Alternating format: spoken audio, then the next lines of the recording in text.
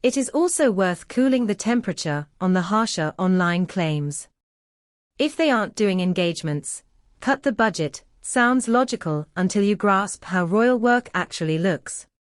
A huge amount is private: briefings with charities, visits without cameras, planning sessions with local authorities, and the long grind of program building that only occasionally yields a big headline.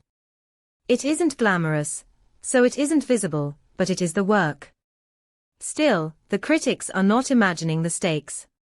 Public confidence in the crown can be fragile, and every vacancy on a national guest list can be read 10 different ways. That means communication matters. A single line in court circulars can feel cold.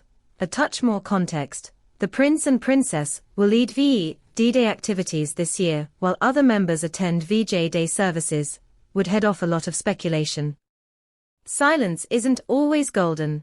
Sometimes it is simply empty. What should we watch for in the coming days? The King's address will set the tone, offering gratitude to those who served in the Far East and to families who endured imprisonment, loss, and long returns. Expect a strong presence from the Royal British Legion and service charities. Look, too, for thoughtful representation at regional events. This anniversary belongs to communities far beyond London. If William and Catherine choose to mark the day privately, a message would be enough: remembrance does not require a camera. There's also a family dimension worth remembering. The Waleses are in the thick of the summer school break, and they have always tried to keep that time steady for their children.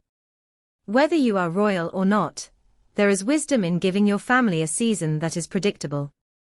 Balance is not the enemy of duty. It is often what makes long service possible.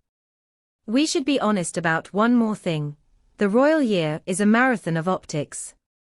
A warm handshake with a veteran on the seafront wins hearts. An empty chair at a high-profile service invites questions. The way through is not to sprint at every occasion, but to plan the season so the story makes sense. In fairness, across VE Day and D-Day, the Waleses have already done a lot of heavy lifting this year. VJ Day may simply be the moment the baton passes to other hands. As for the wider conversation about holidays and yachts, 2 sensible rules apply.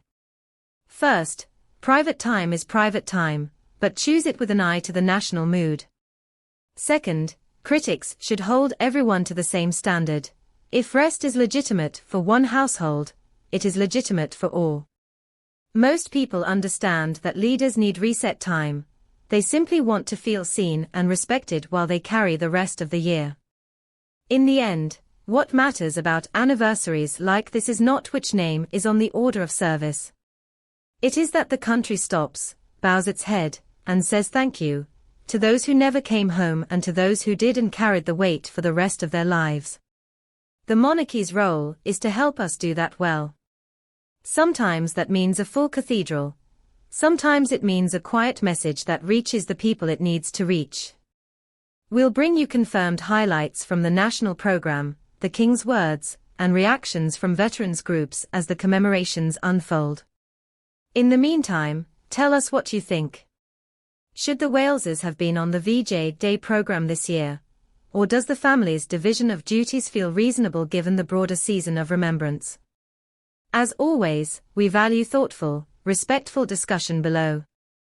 And if you appreciate fact-first updates without the drama, do like this video and subscribe so you don't miss our next report.